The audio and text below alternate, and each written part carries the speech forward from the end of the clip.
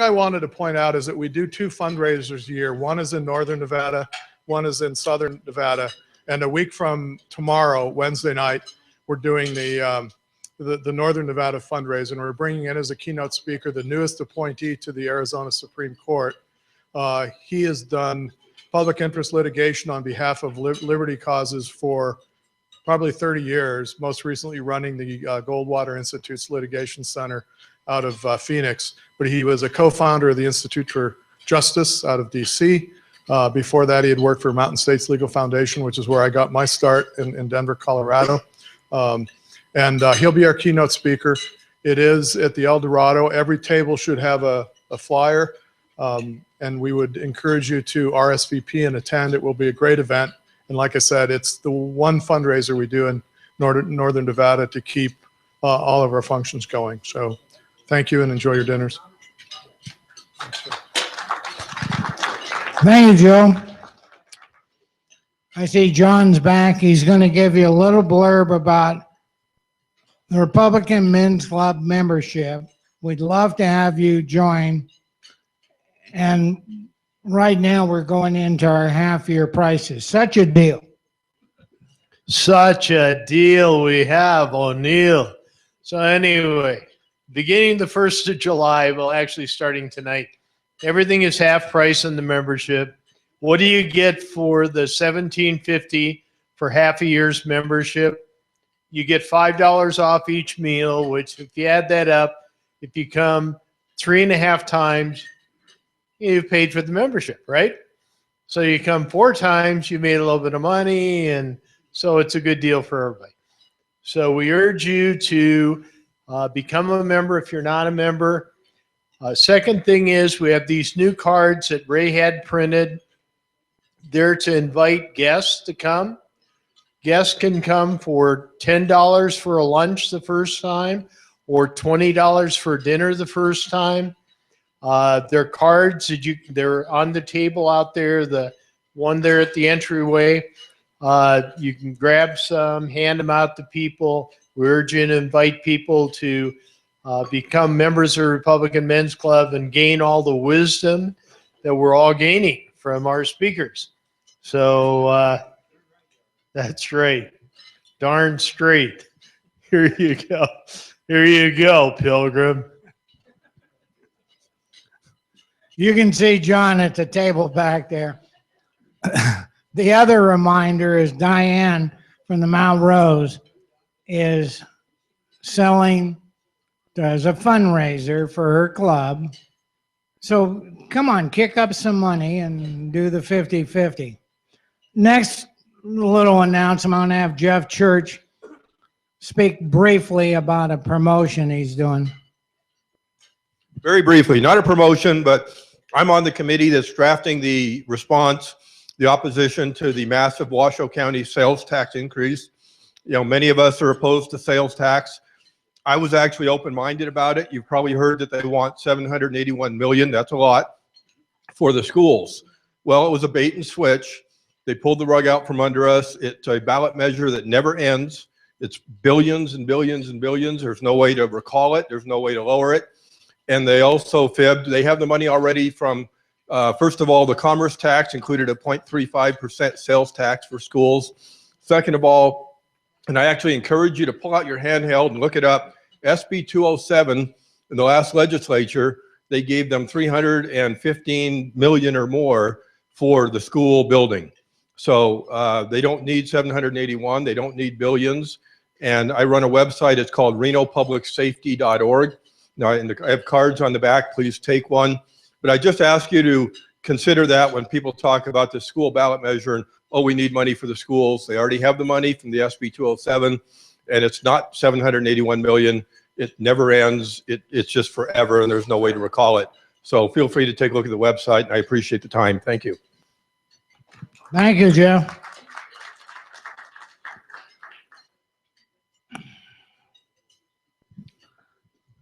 The next thing I'd like to do before I introduce some people, we have a new assemblywoman that just got elected. Lisa Krasner, you want to say it? Okay. Hi, everyone. My name is Lisa Krasner, and I am the Assemblywoman-elect for District 26. And I just wanted to say thank you to each and every one of you who helped me, who voted for me, who told a friend to vote for me, who made a donation to my campaign. Thank you sincerely and from the bottom of my heart. And you have my promise, I will make you very proud. Thank you.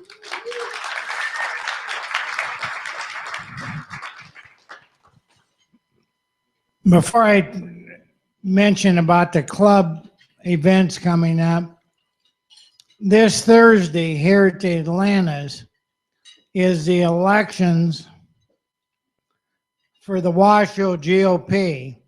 Since we had 4 officers resign, and 1 at large, there'll be 1 at large and 4 officers that are elected till next April, when they'll go another 2 years.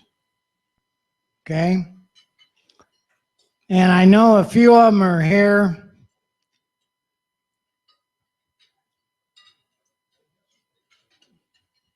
Eric's running at large. Stand up. Yeah, I know. Michael Kadansky is running at large. Galen Mitchell, or Mitch, is running at large. Stand up.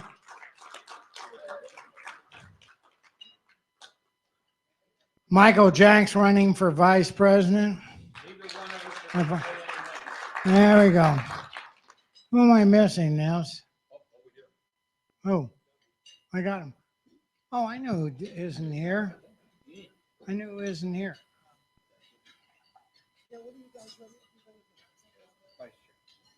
Vice chair. He's running vice chair.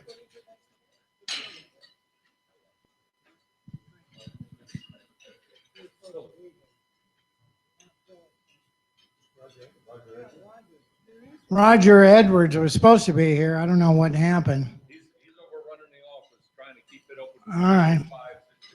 Anyway, it's at 6:30 here. You can check what rooms. Anyway, if any of the board members, we had several of the board members that are out of town this time. Moby and John, stand up. John, stand up.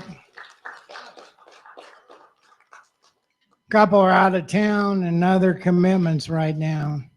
I'd like to thank Marion Bond for helping. She's past chairman of the Republican Whim of Reno. Stand up.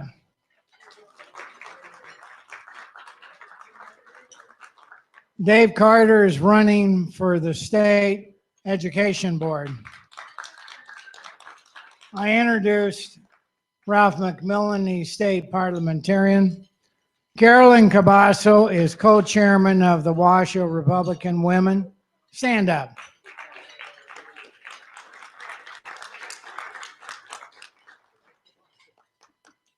Who did I miss? And Gene Hoover did a hell of a job of running his campaign. He'll win on the next time. Stand up, Eugene. You did a hell of a job.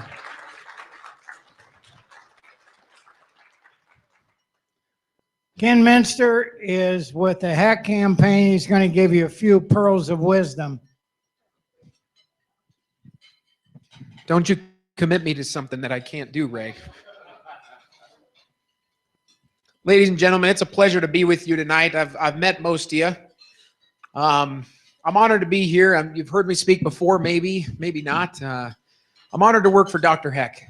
He's a brigadier general in the Army Reserve, doctor, a successful congressman down in Southern Nevada, and a former small business owner.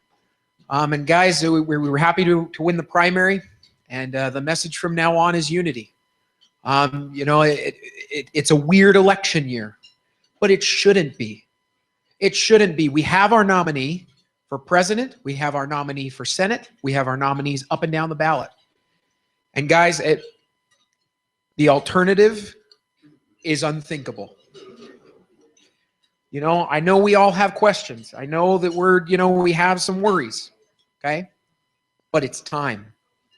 It's over. And the delusion that the Bernie kids or whatever at the Democratic convention, they're going to break off and go to Trump.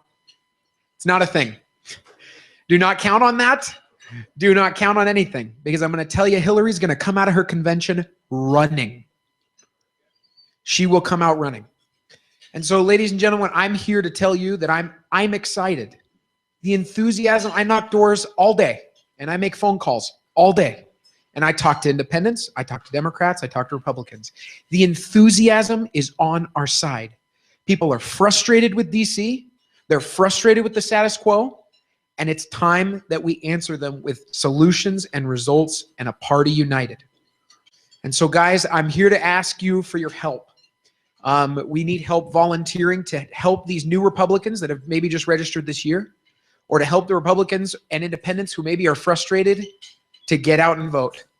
And I want to show you how easy it is. So raise your hand if you have a smartphone. I'm dumb. My phone is much smarter than me, right? Okay. You go into your app store. You download one app. Just like you downloaded Candy Crush a couple of months ago, which you're playing right now while I'm talking. You can download one app. You can make phone calls from home. You can knock doors for your favorite candidate. You can knock doors. I know Lisa's already in, but there are other assembly candidates that need your help. You can knock for them. You can knock for Heck. You can knock for Trump, all through one app on your phone that I will teach you everything. It is extremely simple. There is not an excuse to not volunteer this year, guys. We will make it as easy as possible for you. Our office is right next to the county GOP, right in our parking lot right here. We need your help. We need your help because I'm going to tell you, we're lagging a little bit behind on staff in Nevada. We're not, but the powers that be are, and we're ready to go running. And the party's lagging a little bit behind. We can't wait. There is no waiting till convention. If we wait until convention, we will lose. So I need you guys' help now. So I have to teach you all of it. So, well, I'll come talk to you because you got to get a username and all that kind of stuff, and I'll teach you. But we're at our Heck office is right down here next to the Washoe GOP. Come and see us. You can do it, like I said, from home. We need your help, and we're hoping to see you. So I've got a sign-up sheet in the back if you want me to just contact you a little bit later. But what I really need help is all the ladies in the room. I'm putting together our Women for Heck Coalition. I want all of you on it. So if you can come see me before we leave, we want to show the liberals that we have a strong base of conservative women in this state, and we need to stand united. And I'm excited. Thank you guys so much. Have a good night, okay? Thank you. You notice he's very shy like I am, you know, very shy. I missed someone. Jim Rigger Singer is running for Assembly 24, which is a very Democratic area. Help him out. Get some support to him. Before I get to other things, I want to go over a few things about club business. John's already told you about membership, but in July, we're going to go dark this year.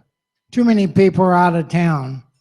So we're not going to have a meeting on the third Tuesday, which would have normally been a lunch. But being out of sequence, which should have been a lunch, but Ken's boss kind of screwed it up. We're going to have Joe Hack in August 16th. Joe Hack will be at the men's club on the 16th. Mark your calendars for August 16th. Joe Hack will be there. And then we have several other speakers coming up after that. It's a dinner. We had to change it from a lunch to a dinner. And kind of Joe. I just thought I'd mention that, Ken. So normally it'd be a lunch, and because dinners are every third month of the quarter, which this is. We have to be flexible.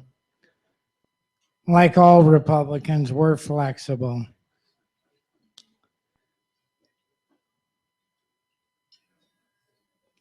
We're running a little ahead of time.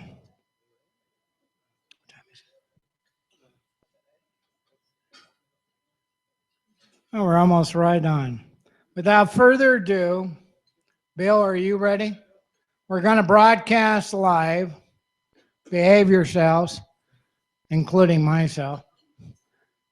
And the first speaker, which he surprised me, has a different subject. I don't know what he's going to speak on, but he's always a surprise, you know. Would you welcome Ron Connect? He's our Nevada State Controller. Ron?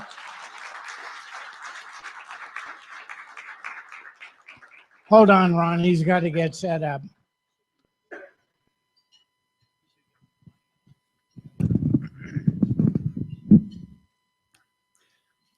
Thank you, Ray. And thank you all. It's good to be back among my friends here in Washoe County. It's good to see you all. Congratulations, Lisa. You're going to do a great job in the assembly. And it's a real pleasure to have the opportunity to talk to you tonight. I'm going to talk about the downside of life, something called cost disease. And Jeff's going to talk about collective bargaining. So I'm not going to tell you yet what cost disease is. I'm just going to start with this. Yesterday, Jeff and I were in a meeting with all the constitutional officers and a distinguished gentleman you might know as your governor made a surprising announcement. He suggested that in the next legislative term, we're going to need, guess what? More revenues. Actually, this is the earliest warning you've gotten in about 20 years from any governor. Usually they save that till after the election's over, and then they say, we need more revenues. But after the battle last time, maybe they figure they need to start early. By the way, the reason he said yesterday that we need more revenues was the Executive Branch Audit Board was talking about improving the contracting process. And gosh, can you imagine if you're going to improve the contracting process for the state, why it's going to cost billions and maybe a few bucks. Sounds like the kind of thing that would be lost in the rounding. Gentleman over here mentioned the Washoe County sales tax issue. What's the argument there to some extent, to a great extent? We don't have enough teachers. We don't have enough classrooms. We need massive millions and hundreds of millions and billions of dollars in new taxes. By the way, did anybody mention in connection with that, that over the last 15 plus years, we've cut average class size substantially? So when you go down from 30 students per teacher to 18 students per teacher, guess what? You need a lot more teachers and a lot more classrooms. This is the result of a policy choice that was made. And when it was made, you were promised that it would help move Nevada out of the bottom tier of states in terms of K-12 education. Now you're told, well, it didn't do that, so we need hundreds of millions for the state last year. We need hundreds of millions for Washoe County, et cetera. And if you'll just throw those hundreds of millions at the teachers union, everything will be cool. Our children will be well educated. All of our problems will be solved. You'll also hear stories about the governor, previous governor, who used to go through the budget himself, line item by line item, and he knew that every one of those things was needed and necessary, and he knew that budget backwards and forwards. All of this to assure you what? That we're doing everything possible to reap the economies and efficiencies that government ought to reap. We're doing everything right. And you should support our request for more revenues, which, by the way, means a tax increase on you. I submit that it's all nonsense. I submit that all of these claims, oh, let me give you one other one. I heard this one when I was a regent before I got elected controller. You'll hear from everybody the terrible budget cuts. Budget cuts don't actually mean in government that spending is reduced year over year. It means that somebody's wish list, their budget that they presented, had a little bit trimmed off the top. The horrors, the horrors. And by the way, if claims like that and the others that I've been talking about, if those aren't enough, you've got a current Reno City councilman who used to be an assemblyman who, in his time in the assembly, said, was quoted in the paper as saying, he had witnessed the systematic destruction of K-12 education in his few years at the legislature. Systematic destruction gets us to the real issue. What he had witnessed was some of those budget cuts where people present their wish list, we shave a little off the top.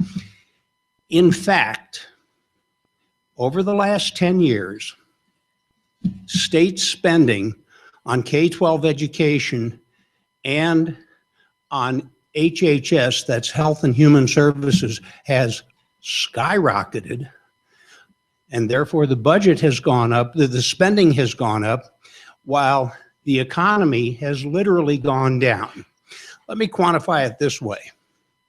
Depending on how you measure it, the incomes of Nevada families and businesses has gone down per person in real terms at least 10% over the last decade. Thank you, President Obama et al. 10% down. Meantime, total state spending driven by K-12 education and HHS has gone up 7%. By the way, 10% is the low number. You can actually estimate it another way, and it comes out at negative 19%. So the difference between what's happened to government spending and your incomes for your families and your businesses is somewhere between 17 and 26% in the last decade. My suggestion, my view, strongly held, and I think this is the only sensible view, is that the question when you talk about government taxing and spending is, what fraction of our productivity, of our economy, of our work output, of our lives, of our incomes is the government taking up? Is it holding the line? Is it reaping efficiencies and doing better? Or is it continuing to metastasize? Is the bloat continuing? And as the numbers I gave you indicate, in the state of Nevada, in the last 10 years, the bloat has continued. That's the thing you really need to know. That's the answer to all these little claims about, well, we went through that budget, you know, with a fine-tooth comb, et cetera. Obviously, you didn't do a very good job because the burden on the people and the businesses of Nevada has increased, the real burden. But it's not just the real burden in Nevada, and not just the last 10 years. This has literally been going on for much more than 60 years. The Comptroller's Office had some good economists from UNR do some research for us to tell us what fraction of the economy ought to go through government, ought to be spent by government to maximize human well-being. That's actually what we asked them. And we thought we knew the answer. We thought it was somewhere between 20 and 25% to maximize economic growth and human well-being. And they came back and said, that's about right, but maybe you should widen it a little and make it 17 to 26%. Fair enough. Happy to do so. Guess when was the last time government in the United States spent less than or equal to 26% of our income? Anybody know? Oh, in 1970, not quite. the Eisenhower administration in the 1950s, okay? And not only have we been out of bounds, it's been getting worse over time, substantially worse. So why do I think that government can't and shouldn't grow faster than the economy? For a real simple reason. It isn't sustainable. At a certain point, you get to 100%. And well before that, you're into something way beyond Northern European socialism. At 96%, you're probably at Soviet communism, okay? The deal is real simple. Government excess around the world and throughout time has been a drag on the economy. It has oppressed people, it has diminished freedom, and it has impoverished societies. That's what we're dealing with right now. So someone might ask the obvious question, okay, show me how it is things can do better. Well, my 95-year-old mother-in-law lives with us. She's a gem. A few years before she was born, when we first had telephone service from coast to coast, you could place a 3-minute call from San Francisco to New York, from a particular location to a particular location. And guess what? That call cost a person 3 days average wage to make a 3-minute call. Now this is Jeff's phone because I forgot mine. Do you know what that call costs today? Well, actually, it might be zero. It might be included in your free minutes.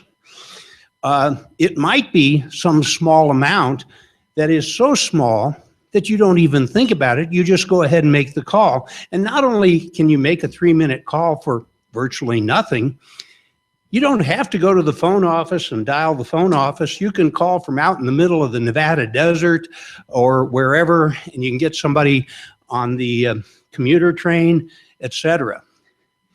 This is what private sector efficiency does. This is what market economics does. Over time, 95 years, it produces these kinds of gains. And someone will say, yeah, okay, that's cool. We all know that phones, information technology, etc., have experienced these wonderful technological progress gains. Okay, that's true. So let's take another example, something that hasn't been subject to great technological progress, something really boring and pedestrian and down to earth. And of course, I'm thinking of what? A mattress and box springs. In the late 20s, a mattress and box springs cost you 160 hours of average labor. Today, it's less than 24, 15% as much. Now we're talking real decreases, real cuts in cost. And by the way, while the technology hasn't changed that much, I submit you've seen the pictures on TV, how the mattress fits the shape of your body and caresses you, etc. I submit that you get a better night's sleep now too. Again, for 15% as much in real human terms. Here's the final and most important one, because this is the comparison to government. When my mother-in-law was born in 1921, the average family spent 25% of its budget on food. 25%, $1 out of every 4, 1 hour out of every 4, okay? And very little of that was spent on eating out. And not only that, you didn't quite get John Steinbeck hadn't written East of Eden, and we didn't have railroad refrigerator cars, and so you didn't get California produce in Chicago in the middle of winter, etc. You got a very limited menu, very, very limited menu, and you had to spend a lot of work preparing that food, right? It wasn't already processed and prepared for you. Today, instead of 25%, we spend 10% of our income on food. And half of that is spent eating out, where you get much better service, where you get greater variety, where you get all kinds of benefits. And by the way, you do at home too. So the private sector has delivered value and increasing value continuously in everything, including food. I want to read you something I wrote 2 years ago. This will get to cost disease. In 1790, it took 4 musicians to play a Mozart string quartet. Today, it still does. While that sounds obvious, it's not true. Understanding why helps us increase human well-being and resolve a major problem of education, healthcare, and government. The problem's technical name is cost disease. Allegedly, in some economic sectors, too little technological progress occurs to enable innovations and new business models and to attract business investment that increase labor productivity and that give you the kind of results that I just recited for you. But people working in those sectors nonetheless experience increases in their pay just as fast as people in those highly productive sectors. Think about that. That's a problem. The string quartet exemplifies the alleged problem of cost disease. So, if, for example, in 1964, looking at healthcare, education, and government, in 1964, one person taught 30 students high school biology, and likewise today, today one person teaches 23 students high school biology, so it's actually gone backwards. And it still, turning to government, takes a judge the same time to try a criminal case today, while turning to healthcare, a nurse needs about as much time to change a bandage today as back then. So the argument runs, productivity gains atop rising labor costs continually increase the costs of performing arts, education, government, and healthcare faster than your income goes up, contrary to communications, to food, etc. However, and this is the key point, the myth that incurable cost disease forever dooms these sectors to very little progress, requiring us to pay rising costs, that myth has been debunked. Where? Well, you all know this. In the 1980 film Fame, right? Surely everyone remembers. There, 14-year-old Bruno Martelli auditions at a performing arts high school, surrounded by 3 keyboards, plus a bevy of amps, woofers, tweeters, and other electronic musical equipment. To the music teacher's amazement, after Bruno warms up like this, to the music teacher's amazement, Bruno plays a full orchestration of the third movement. Everybody remember this? What does he play? The third movement of Beethoven's Fifth Symphony, all by himself. Not with a 70-person orchestra, not with a bunch of instruments, but all by himself. Later, As the teacher instructs Bruno how to properly hold a violin bow, they argue about how to make music.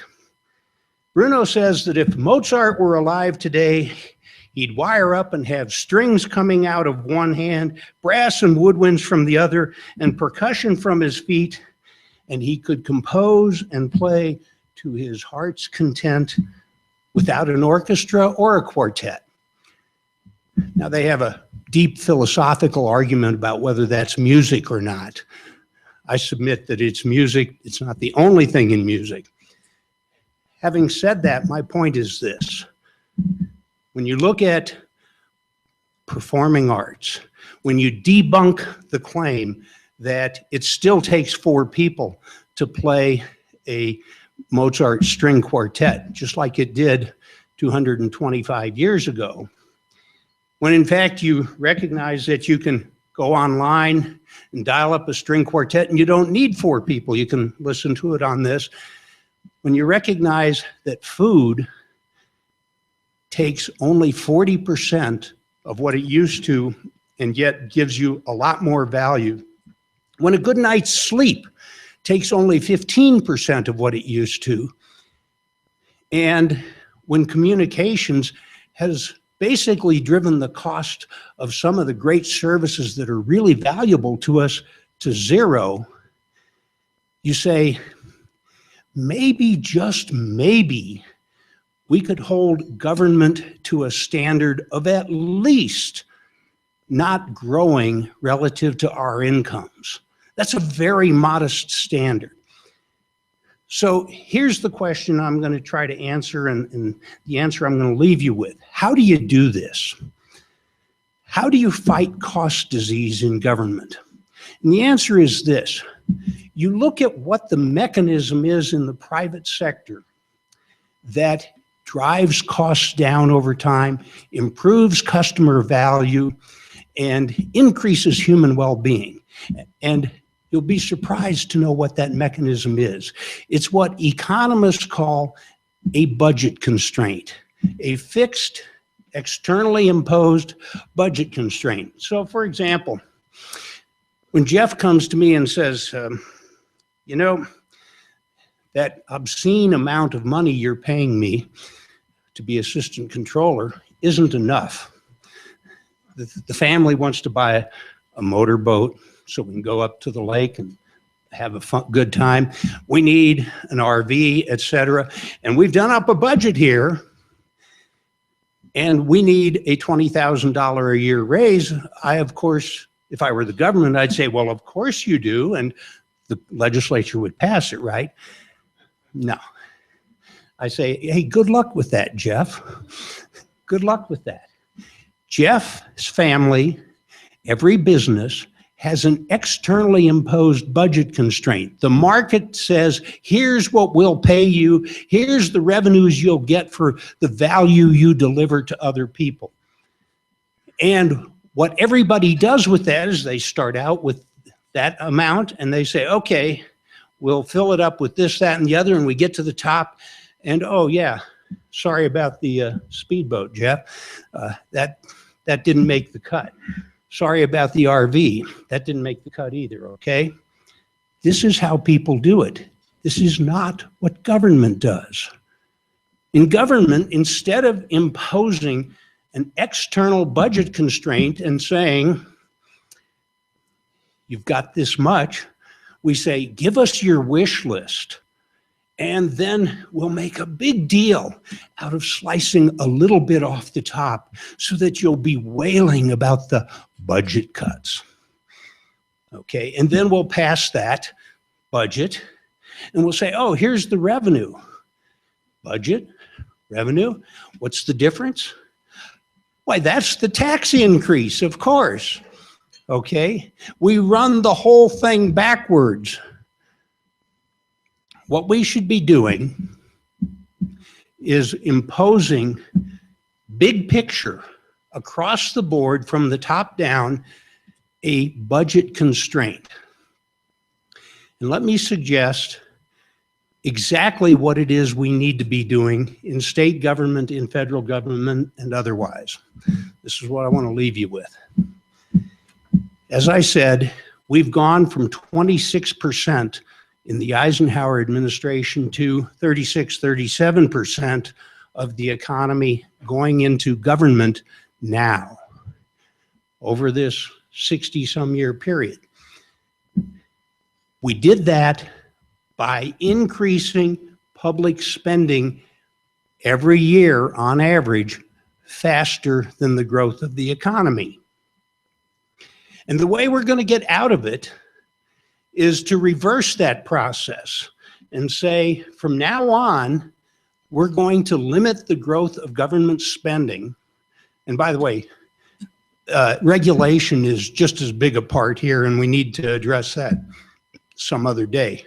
We're going to fight cost disease by limiting government spending so that it grows less than the growth rate of the economy, which, by the way, under Obama is a record low long-term sustained growth rate of 2%.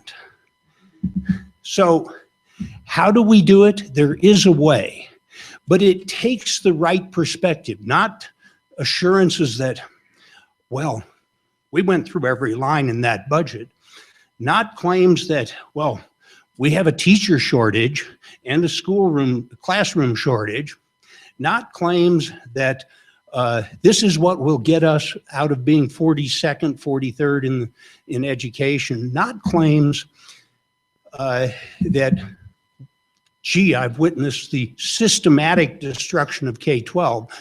What we need to do is say, here's your budget. Now you find a way, because that's what every Nevada family and business does continuously every day. I think I've proven one thing. Jeff's going to contest this when he gets up here, but I think I've proven one thing. I campaigned as one plain-speaking nerd, and tonight I've certainly validated the nerd part. Thank you all.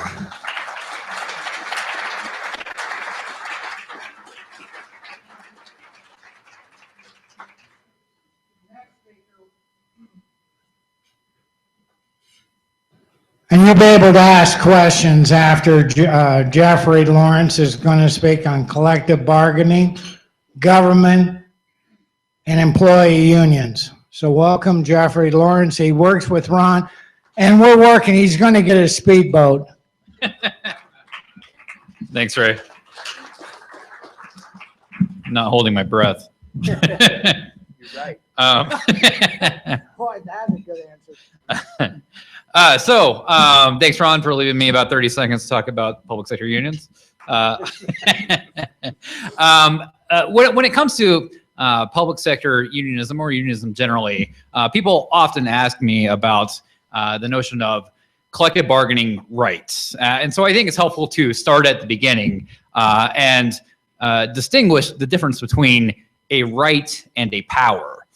Because in the United States, the traditional understanding of a right is based on John Locke's principle of life, liberty, and property, which, to paraphrase, means that your rights end where someone else's begin, which means that in a transaction between any two parties, that both parties are on equal grounds to the transactions. So, for example, if I'm looking to buy a car and Ron says, well, I have one for sale, but my car is 20 years old and I want to charge you $30,000. I have the freedom to say, well, I don't want to buy your car, so I'll go to Ray and buy his car instead. However, in union negotiations, that's not at all how it works. If I'm an employer and I want to buy someone's time as labor hours, but I don't like the terms or the conditions or the price that they set, well, I have no choice. I can't go from Ron to Ray or to anyone else in the room. By law, I have to go to the, if there is a designated collective bargaining agent, I have to go to that agent. And so that agent is given power over me as the buyer. So my rights are constrained. So it's a legal power that unions have over employers by legislative decree. Now, it wasn't always this way in the United States. And I want to go just briefly through the history of labor law in the United States, because for most of our history, there was free association of contracts between employer and employee. It was not until 1933 that these special powers were conferred on union leaders. That was in the passage of the National Industrial Recovery Act under President FDR. Of course, that act was subsequently declared unconstitutional by the Supreme Court about 18 months later. But Section 7A of that bill, it was a really big bill that basically cartelized the entire private economy. But President FDR lifted Section 7A out of that bill, resubmitted it to Congress as what is now the National Labor Relations Act. It was widely expected at the time the Supreme Court would again strike down this new version of the law. However, this is the case where where FDR threatened to stack the court with friendly justices if they did not concede on passage of the National Labor Relations Act. And so they changed their position. It's the now called the stitch in time that saved nine. It was all about union power. So that was a watershed moment in labor law in the history of the United States, but it did not apply to governments. National Labor Relations Act only applies to the private sector. In fact, FDR himself was an avid opponent of unionization in government. He said, in his terms, he said that it would be imprudent to impose unionization in the public sector because it inserts a privileged and unelected body into the policy-making process. So there's really no accountability. And in fact, the public attitudes at the time, although they favored private sector unionization, were vastly opposed to public sector unions. There had been some kind of a couple events over the course of history. There was this big Boston police strike in 1919 that led to a lot of rioting and violence that had turned the public attitude against public sector unionism. But in the 1950s, union participation in the private sector began to drop off. And as a result, the revenues of large unions, AFL-CIO, SEIU, and others, started to fall. So union leaders at the national level were the ones who kind of started to shift their attitudes because they realized that government workers might be easier to organize. They never go out of business. And so you don't have to worry about continuously trying to reorganize new shops. This would be a better way to have stable revenues for large unions. And so they reversed their position, and the AFL-CIO started lobbying for coercive collective bargaining powers for state and local government employee unions. Now, of course, the first law statewide that was passed in Wisconsin in 1959 that required all city councils and county commissions to negotiate with any recognized union representative. This at the time, this was seen as kind of an extreme movement by other states. In fact, in North Carolina the same year, they passed a constitutional amendment immediately prohibiting any bargaining with public sector unions in that state. It's still part of the Constitution there. So there's no public sector unionism in North Carolina. A couple other states have followed suit, Virginia as well. In fact, Nevada was one of the first states to outlaw public sector unionism altogether in 1965. That was our first public sector union law here.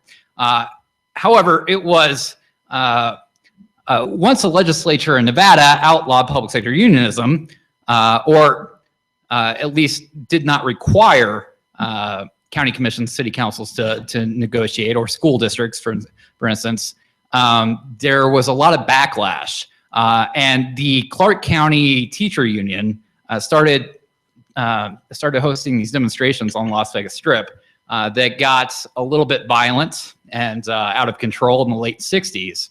And so what happened was the Strip casino owners said to the legislators, look, just give these guys whatever they want and get them off the street because we don't want them disrupting our business anymore.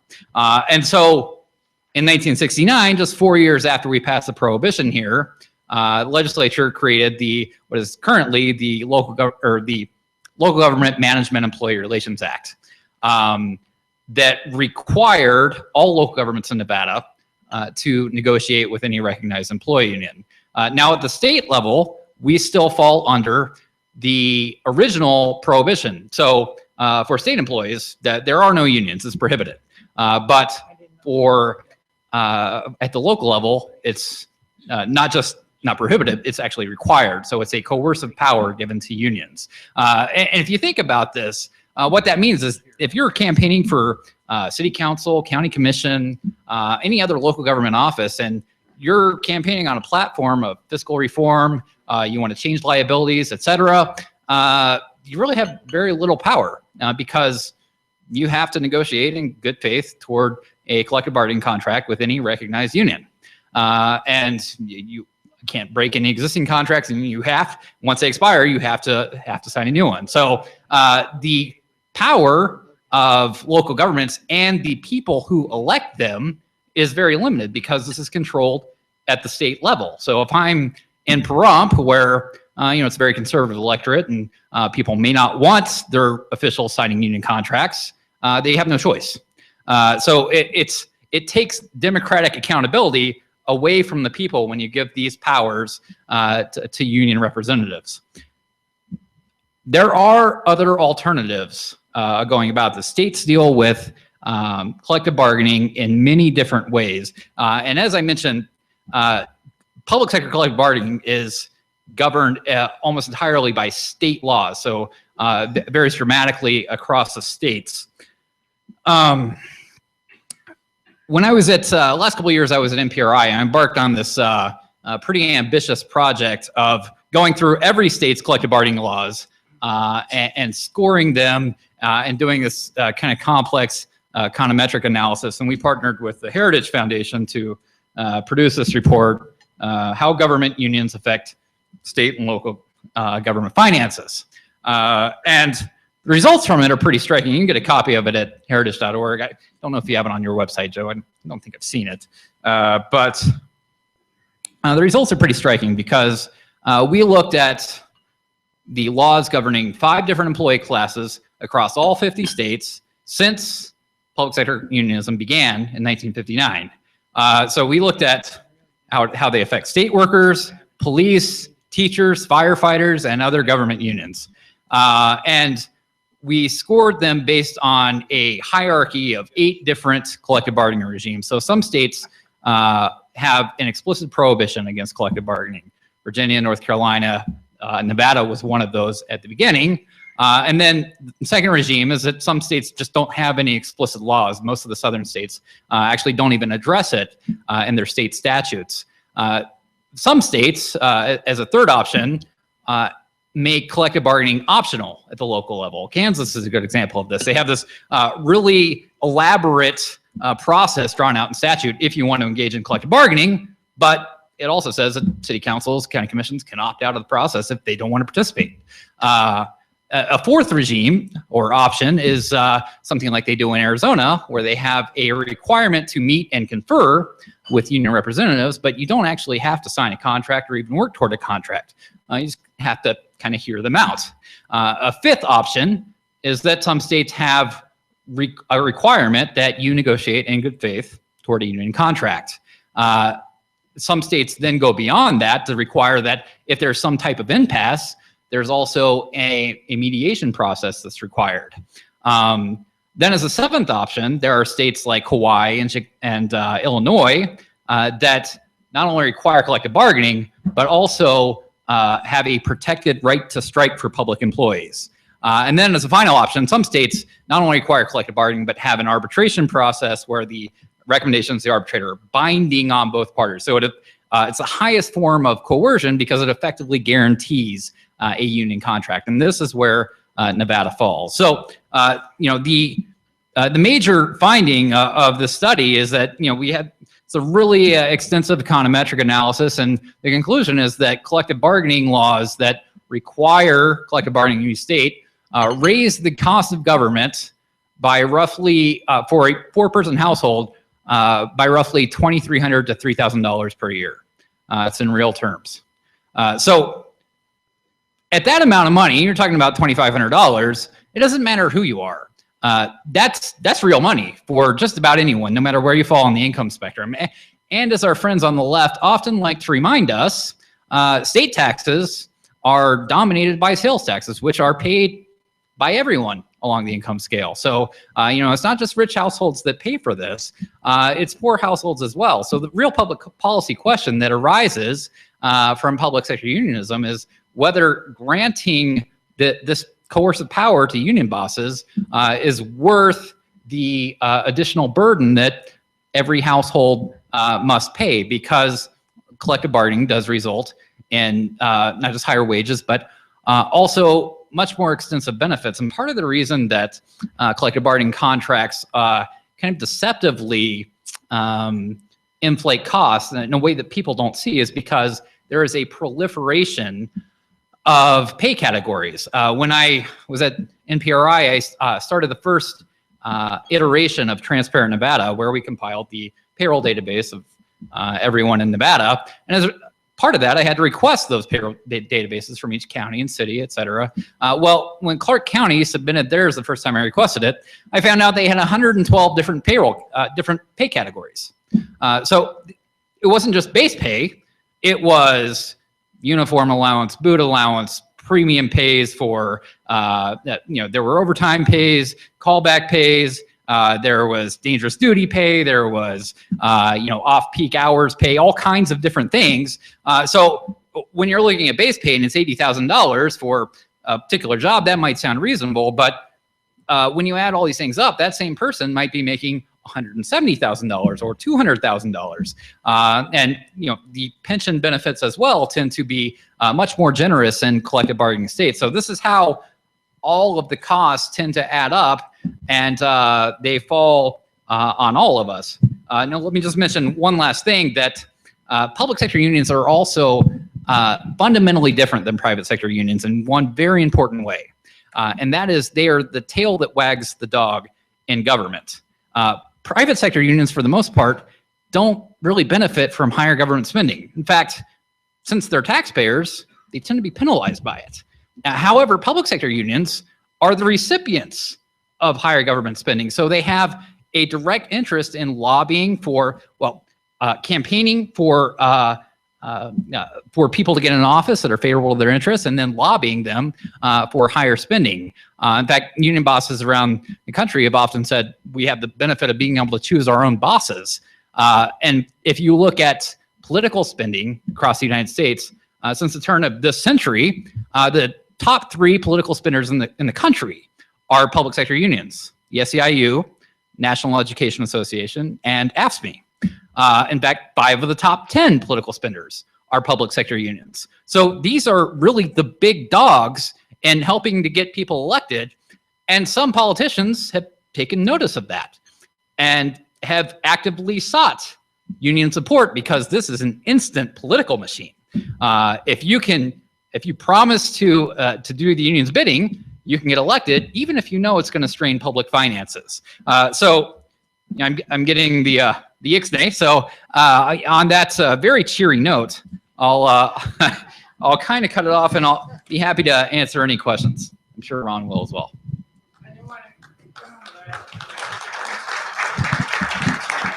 I didn't want to cut him off, but we're going to have questions. If you guys have questions, you come up here one at a time for either Ron or Jeffrey.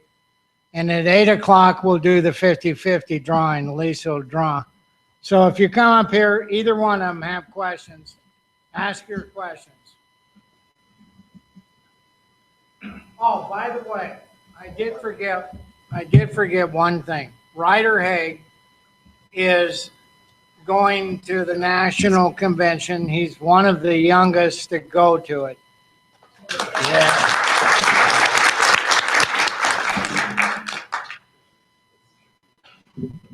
Yeah, I'd like to ask a question. I'm a member of the FLCIO for about 30 years.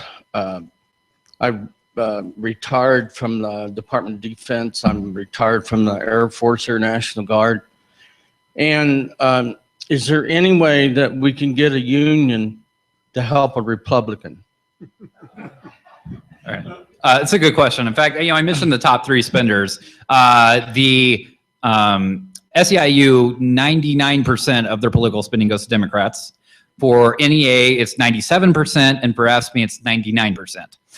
So almost exclusively going to Democrats. And the reason why is because this alliance was formed back in the early 60s. 1962, President Kennedy fulfilled a campaign promise to the AFL-CIO saying that He's been dead for a long time. Right, right. There's no reason for them to keep giving the money to the Democrat Party and ignore the Republican Party. And I was a union official, and they wouldn't even let me speak because I wanted them to give money. I'm a Republican candidate. I'm Jim Rigger Senior, District 24, and to me, it's political discrimination. Yeah, that's a good point. In fact, as I mentioned, the interests of public sector unions and private sector unions often are not really in concert. But since public sector unions now are the majority of union members and are bringing in the big bucks, they're able to, at the AFL's case, they're able to really dominate what private sector people want to do.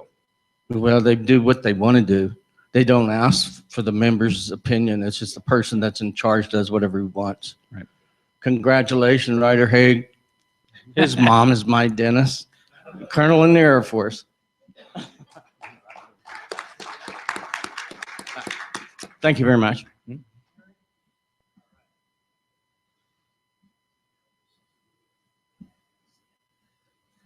First off, thanks for being here. I'm Eric Sheets, and anyway, real quick, actually, I'll make a comment real fast. John Ralston, I think, was wrong going after you on the Facebook post, and I personally think he set you up. I know we're being recorded here, but anyway, I think that was ridiculous. I appreciated your response, so thank you for that. With regards to cost disease and the school tax, with unions and cost associated with that, what can we do since they killed that union bill at the end of the legislature last time? What can we do to deal with union costs on schools in particular and bring some of these into reasonable numbers? I know they already have some funds, as you mentioned earlier, and as was mentioned earlier, but we do need to deal with this somehow. We need a solution. So thank you. My usual solution to these kinds of questions is Jeff gets to answer the substance of it. And that's what's going to happen this time. But I will tell you, as far as John goes, I was deeply saddened to learn today that PBS has cut John's show. All right. Eric, I'm sorry, can you briefly restate that? Sure. At the end of legislature last session, they basically nixed that ability for schools to go outside of union labor to build schools. What can we do to revive that? Okay.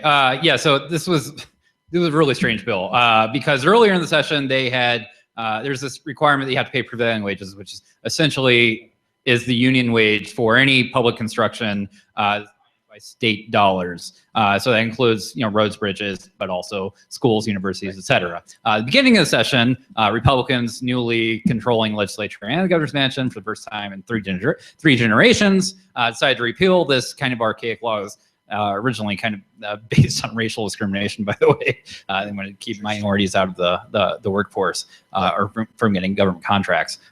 But they exempted schools and universities from this requirement. Well, when the tax package came along, Governor Sandoval was convinced that the Democrats would oppose the tax package if he didn't give back prevailing wage. So what they did was they set the prevailing wage rate for schools and universities at 90% of the road construction prevailing wage rates. So they kind of walked it backwards in the same stroke of $1 billion tax hike. Which is ridiculous because, of course, they're going to pass a tax. So, yeah, essentially the same tax that Democrats have proposed for several sessions. More questions? Come up here to the front. Go. I know you're shy. I'm shy.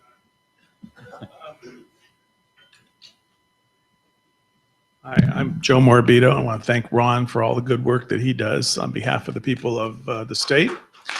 But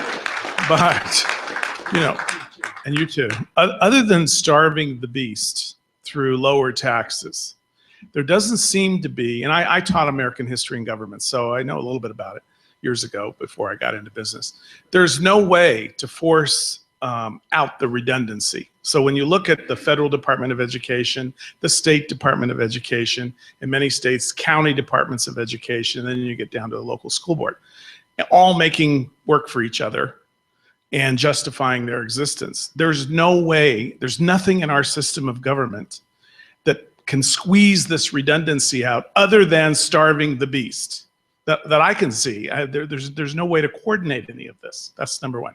Number two, specific to this margins tax that Ron knows a lot about, I'm impacted by this. In fact, I wrote an email today to our accountant, our attorneys, and a few other people. And I said, I think we have to file taxes in July in Nevada on these 4 LLCs and different things that we own. Somebody better be paying attention to this. And so I'm waiting to hear back what they tell me, you know. So I'm not going to owe any money, but I'm going to spend $6,000 in accounting and legal fees, paying nothing to the state, which infuriates me. And so if this is being recorded, we need to encourage lying Brian Sandoval to become a socialist, because that is really what he is. He's not a Republican. And so he needs to switch parties. And every time we see him, and you notice he's not here, I don't think he comes where Republicans go. Tell him to switch parties so at least he's on the other side, because that's what he does every time he betrays us. And he is Lion Brian Sandoval. Let's not forget that. I don't know if I'm up to responding to all of that, so let me respond to a part of it. First of all, Joe, thank you for all the many good things you do in our community, and for standing up for our limited government, libertarian, conservative principles. I want to respond to the first thing where you basically asked me, so what do we do? Winston Churchill said something about one of his opponents that I've long thought applies to me. He said, "The gentleman is a modest man, but then again, he has a great deal to be modest about." I think I have a great deal to be modest about. This point is driven home to me daily as I try to grapple with these issues, as I try to come up with answers.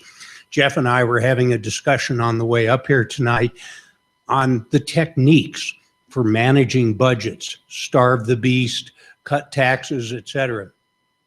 I wish I could tell you that I have right here in my pocket a plan, a detailed plan, and I would give it to Lisa Krasner and she'd carry it through the legislature. As you can see, I don't have that plan. What I do have is an idea of some fundamental principles, and I decided to limit it to the main one. What I suggested to you tonight, that the problem with the budget is we start from the top down, we take the comprehensive approach, and we tell state government, you have to grow your spending slower than the economy on a consistent basis. And you in the legislature, you in the executive offices, you in the departments, etc., you all are going to have to work together to find a way. We don't have a detailed prescription for every one of those things because we're modest men and have a great deal to be modest about. But I will say this, the idea that I offered you tonight to basically restrain the total and slow down, decrease over time the fraction that goes to government is not a new idea. In fact, when I was elected to the Assembly, it was the first thing I proposed 15 years ago, that we have a constitutional amendment that would, on a sustained, continuing basis, restrain spending and taxing. Lisa, you could do a lot worse than to make that one of your early acts also.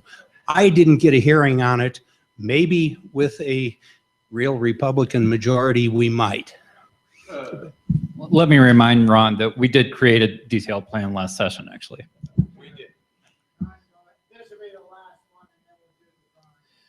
So public servants, which are what all state local, federal employees are supposed to be public servants.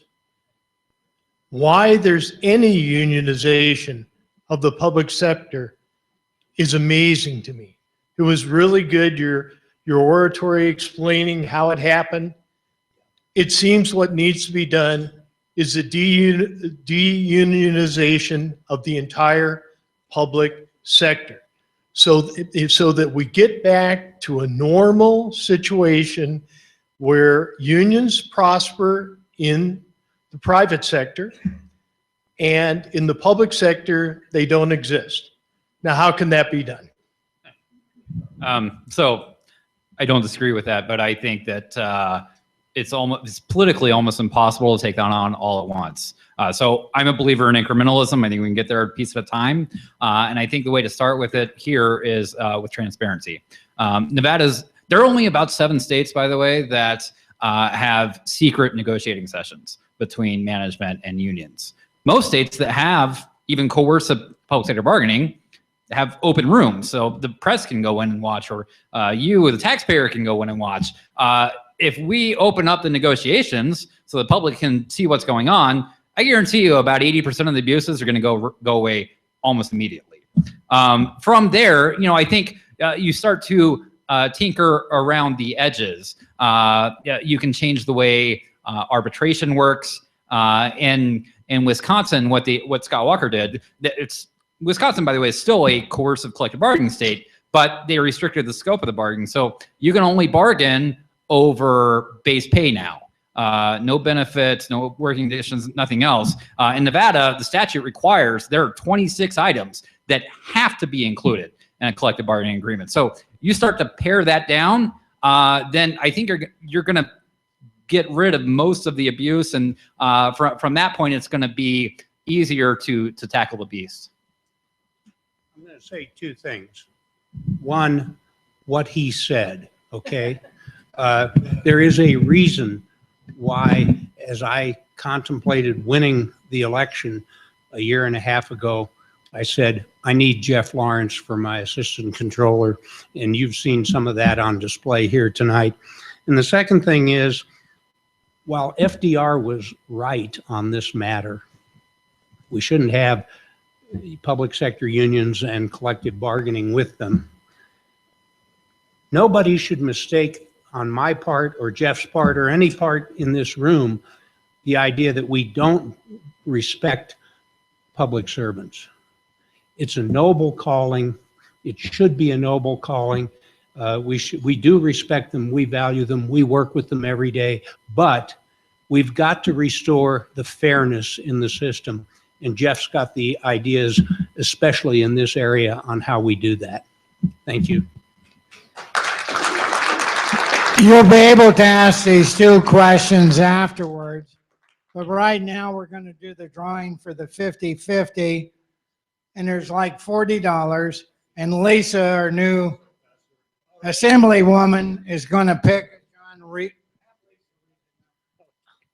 If Lisa can see it. What do you mean? 40 big ones. The number is 470-4361.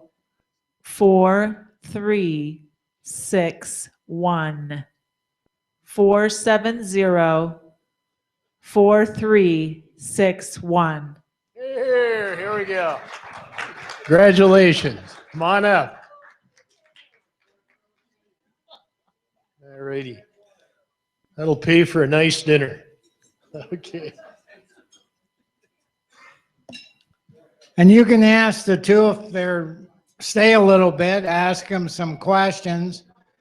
Our next meeting will be, again, a repeat, August 16th. It's Tuesday. It'll be a dinner meeting, and Joe Heck will be the speaker. But in the meantime, don't forget this Thursday here, 6 Thursday, is the elections. We've had a few hiccups in the party. Wouldn't you say, Ken? A few? Yeah, all right, a few of those. The other thing is, damn it, get behind our candidate and start supporting him and get some money to him. And Paul Ryan and McConnell and some of them need their head out of their ass. Excuse me.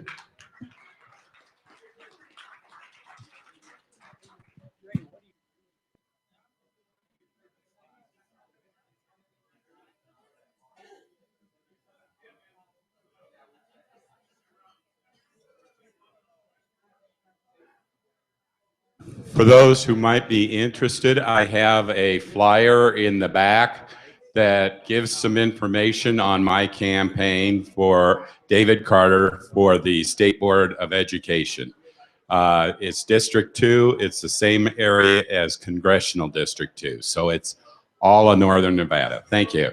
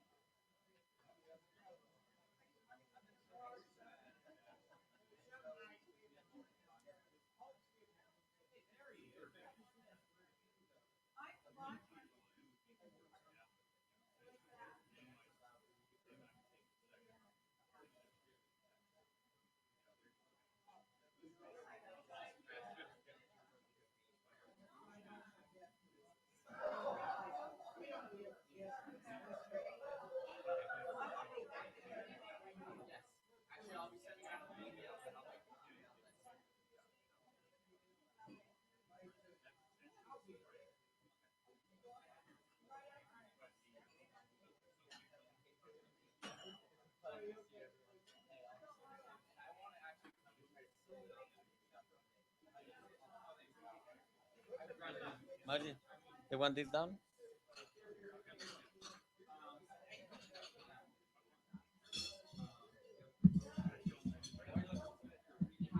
Aquí los tengo, tengo.